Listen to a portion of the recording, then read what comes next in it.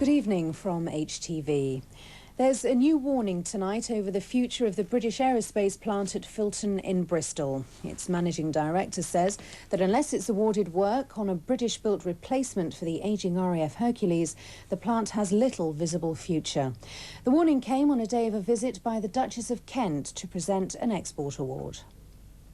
The Duchess's visit to Filton comes at a critical time for British aerospace and its 4,500 staff. Today's celebrations over the design achievements of the Airbus 330, whose wings are made at the Bristol factory, could be soured if the Ministry of Defence rejects the European replacement for the RAF's ageing Hercules. There were dire warnings today that choosing the American Lockheed instead could be disastrous for BAE and Filton in particular. If the Ministry of Defence purchases any Hercules aircraft in preference to the European product, then our European partners will end up, reluctantly, going ahead with FLA without British aerospace. When it comes to the next Airbus design of our advantage in wing technology, the technology that we are celebrating here today will have been seriously and dangerously eroded. The Duchess of Kent, no stranger to Filton, praised the company which she said had a crucial role in promoting British industry. Thank you once again for flying the flag for Great Britain by achieving this wonderful award.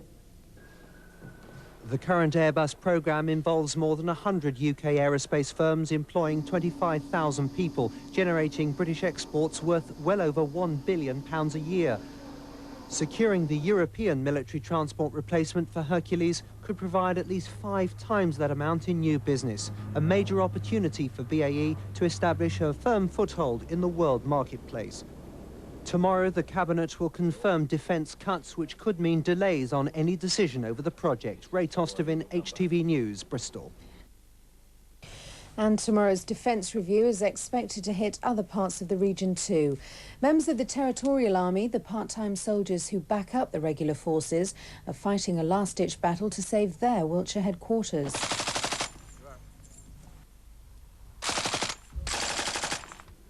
Soldiers have been preparing for battle in Devizes for 200 years. These Territorials are now the only unit left in the town, and soon they too could be moving out. Tomorrow's defence review is expected to contain a further cut in the strength of the TA, the Reserve Army. The 2 Wessex battalions are likely to be merged, with headquarters in Reading rather than Devizes. Now the men based at the historic Le Marchant Barracks in Devizes are fighting a rearguard action to keep a military presence in the town. The loss to Devizes would, I think, be devastating. There's a particularly high proportion of ex-military people who've retired and live in this area, and the town has been associated with the army and the armed forces since time immemorial. I'm quite clear that Devizes would be terribly shocked to hear of the closure of this TA centre, because I can't imagine that they would find anything else to replace it with. For the TA, Devizes has the advantage of being close to the regular Army's training grounds on Salisbury Plain. But it's clear the battle to keep these barracks open and Devizes' long military tradition alive will be a tough one. Bob Constantine, HTV News, Devizes. The city of Bath is also bracing itself for bad news in tomorrow's announcement of defence cuts. The Ministry of Defence is far and away the biggest employer in the city, and unions fear their proposed cuts in manpower could have a devastating effect on the local economy.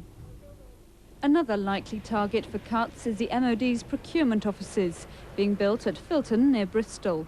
It's expected these will be scaled down, with fewer staff being transferred there. And the closure of the RAF hospital at Wroughton near Swindon is also likely to be confirmed. Louise Moran, HTV News. A mother and one of her 18-month-old twins have been killed in a head-on collision with a lorry in Chippenham. The other boy, a little boy, it was treated at the Bath Royal United Hospital for facial injuries. The family was travelling along Pewsham Way towards the M4 when the accident happened. Fire has swept through a row of thatched cottages at Stagursey near Bridgewater in Somerset. The blaze started in a thatched roof and spread quickly to all 4 cottages in Lime Street. Roads leading into Stagursey were sealed off by the emergency services. Dozens of villagers pitched in to help, saving furniture and belongings before the flames took hold. At the height of the emergency, 50 firefighters from 8 crews were tackling the blaze using special equipment. It sent up a cloud of smoke that could be seen for miles around. No one was injured, but the 4 homes were extensively damaged. The cost of repairs is expected to run into hundreds of thousands of pounds. 93 jobs at Western-Supermare factory Westland Helicopters are to go. The firm says it has to cut the workforce by 21% because of fierce competition in the civil aerospace industry. But there is better news on jobs for the region as a whole. The number of people out of work fell by 1,300 last month. The regional figure for June was 193,000. Toxic blue-green algae has appeared in some of the region's reservoirs following the hot spell. The National Rivers Authority says the pollution is not as serious as it has been in the past and tap water supplies are safe. But swimmers, anglers and water sports enthusiasts are being warned to stay out of the water until the all-clear is given. On now to cricket, and Gloucestershire are the new cost-cutter champions.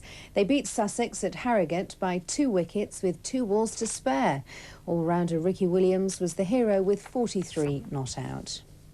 And finally, a Somerset wildlife park has taken in a goat which could be a record breaker. It's not too difficult to spot just what makes Horatio the Angora goat unusual. He has an exceptional pair of horns. They're 2.2 metres from tip to tip. And now Arthur Duckett, who's given Horatio a home at the Alston Wildlife Park near Highbridge, is challenging other farms and parks to see if they have a goat that can match him. That's one horny goat, and that's the latest from the HTV News team. From all of us here, have a very good night.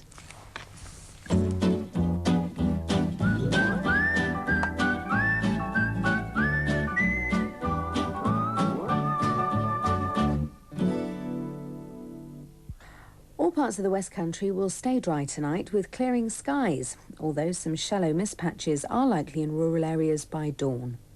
It'll be a colder night than recently, with lowest temperatures near 10 or 11 Celsius, that's 50 to 52 Fahrenheit, with light northwest winds.